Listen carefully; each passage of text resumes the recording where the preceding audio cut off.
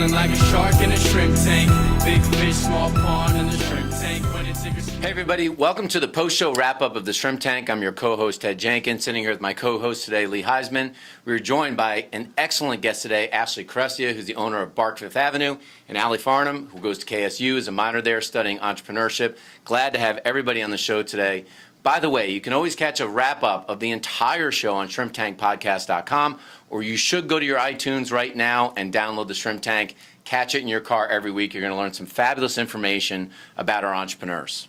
So, Ashley, it's amazing. You've had your business now for nearly 3 years, and it was all online for the first 2 years, and you recently went to a brick-and-mortar store in Miami Circle the past year, and what we're noticing and what you and I talked about on the show was that, you know, you're finding you're spreading yourself a little too thin, and it might be time to bring someone on. How does an entrepreneur figure out when that time is, and what do you do about it?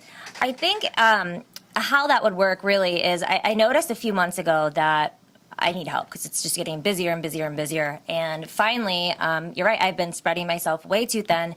I realized in the past few weeks that it's make or break time. Like right now, there's got to be help because, you know, the things that I've done well to make the business successful are things that now I don't even really have time to do. So that's really affecting, you know, my store or business or how things would go. So now I just know that I'm going to have to add an extra hand or two or maybe three into the store to help me just, you know, figure out what's going to happen with, you know, just day-to-day routine stuff. Just to become much more efficient, and you can grow your business and scale it accordingly. Yes. It's wonderful.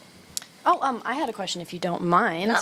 I actually just had a class Tuesday. We had a guest speaker, Tom DiGregorio from Exploring Inc. Oh, yeah. And he made a huge point of saying how customer service is key, how his business isn't necessarily, you know, an entertainment, anything business. It's mostly just a marketing business that just happens to do foundation as well, or like products and solutions. So have you ever had any experiences that may have not gone so great or maybe did, but influenced you in the long run to show you that like customer service was super important? Absolutely, and that's a great point because one of the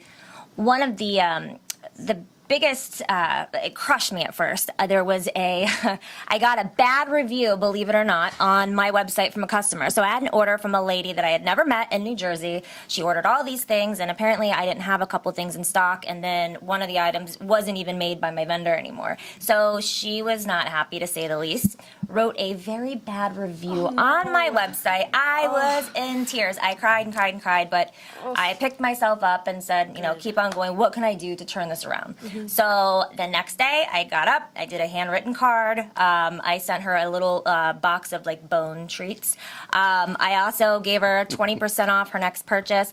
And the fact that one of the items that I didn't have in stock was in stock at a competitor store in LA, which I actually had to pay retail for. So I lost a little bit of money on that. I bought it anyway, had it shipped to her, and she is actually now my biggest customer. So she orders something from me weekly. So Worth it. it's worth Totally it. Customer worth it. service is everything, and I think that's how I get a lot of my repeat customers is because my packaging even. I don't drop ship, meaning, you know, straight from the manufacturing company to the customer. It goes to me. I don't mind spending a couple extra dollars on shipping, but I always put my touch on it. Always a handwritten card, always a thank you. It's always pretty with like wrapping paper, paw prints, and it's just very nice. So it's a nice box to get when you get your stuff. So It just goes to show probably why you're so successful, because you put so much into customer service and your customers probably it's wanna the come most back. important thing I think I've found in running a business is how you deal with your customer or your client.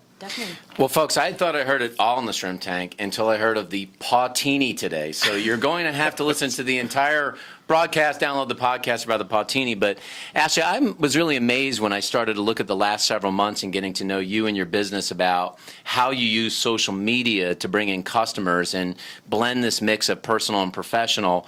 And I was curious about the balance of using platforms like Instagram for photos, or should people out there that are starting a business use it more in a video fashion? What way do you recommend to use that kind of social media format? Well, it's a great question. And like I said earlier, over the weekend, I was at Bark World Expo, which they talk about the social media and how small businesses can use this to help benefit their business and grow more. Well, actually, the psychology, like I said, everybody's kind of ADD. So when you're looking at pictures on Instagram and kind of strolling through, you just kind of, your brain goes into that mode where it's like, But when you see a video, it's just automatically, oh, this is really funny. So you're going to get more likes. Those people are actually, it's going to have more engagement. It's going to have more likes, so it's going to be shared more. And that's how you're going to get more followers, which then leads to more sales and, you know, And to that getting to point, know. and that's an excellent point, and you're proving it, and that is why even on the tank here, we have our audio and we have our iTunes downloadable,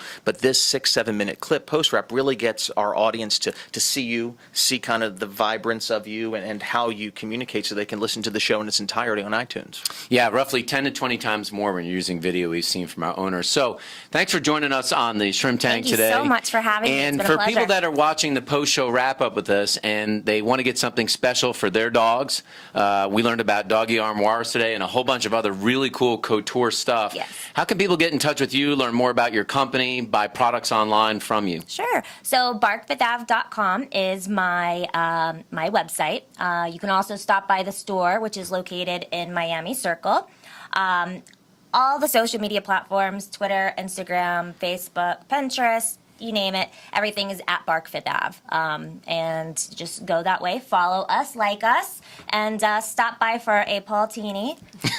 You'll figure that out. And I'd love to have everyone. I might go down for a Pautini myself. I'd have to try that. I'm still trying to visualize it, but I will tell you, you ought to check out the store in Miami Circle and check out Bark Fifth Avenue. Learn more about the business. Thanks so much, Ashley, and thanks, Thank you. Allie, for joining us and taking time out from KSU today. And thanks for you for joining us for the post-show wrap-up of the Shrimp Tank.